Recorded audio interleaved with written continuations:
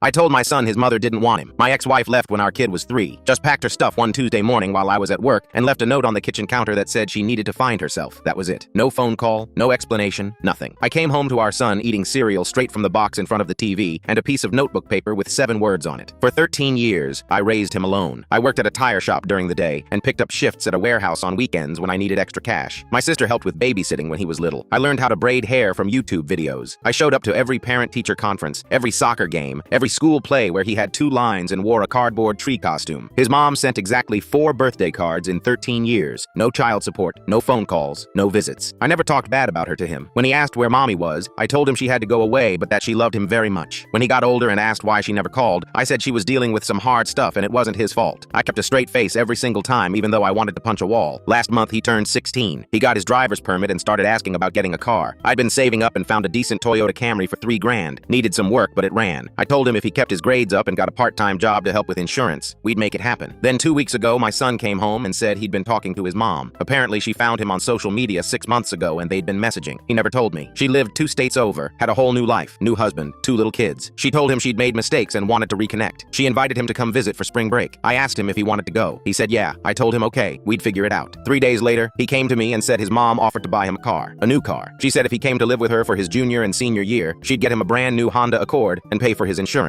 She told him I probably couldn't afford to give him much and that he deserved better opportunities. Her husband made good money and they had a big house with a pool. My son stood in our kitchen, the same kitchen where I'd made him breakfast every morning for 13 years, and told me he was thinking about moving in with her. He said it wasn't about the car, but I could see it in his eyes. It was about the car. It was about the big house and the pool and the new life that looked shinier than the one we had. I asked him if she explained why she left. He said she told him she'd been really depressed and didn't know how to be a mom back then, but she was better now and ready to be in his life. He said everyone deserves a second chance. I didn't sleep that night. The next morning, I called my lawyer. Turns out since she'd paid 0 child support and had 0 custody, she couldn't just take him. But he was 16, and if he really wanted to go, a judge might allow it depending on the state. My lawyer said I could fight it, but it would be expensive and messy. That weekend, my son barely talked to me. He was on his phone constantly, probably texting her. I made his favorite dinner, burgers with the seasoning he likes, and he ate in his room. On Sunday, he asked if I'd signed papers to let him switch schools. I told him we needed to talk. We sat in the living room. I asked him if his mom ever explained why she sent 4 birthday cards in 13 years. He said she told him she wanted to reach out more, but I made it difficult. That wasn't true. I never blocked anything. She had my number the whole time. She could have shown up any day she wanted. I asked him if she mentioned child support. He looked confused. I explained that for 13 years, I paid for everything alone. Every doctor visit, every school supply, every meal, every piece of clothing. I worked extra shifts so he could play soccer. I fixed the furnace myself when it broke in winter because I couldn't afford a repairman. His mom didn't contribute a single dollar. He said people make mistakes, and she was trying now. I asked him where she was when he broke his arm in 4th grade, where she was when he had pneumonia and spent 4 days in the hospital, where she was for any of it.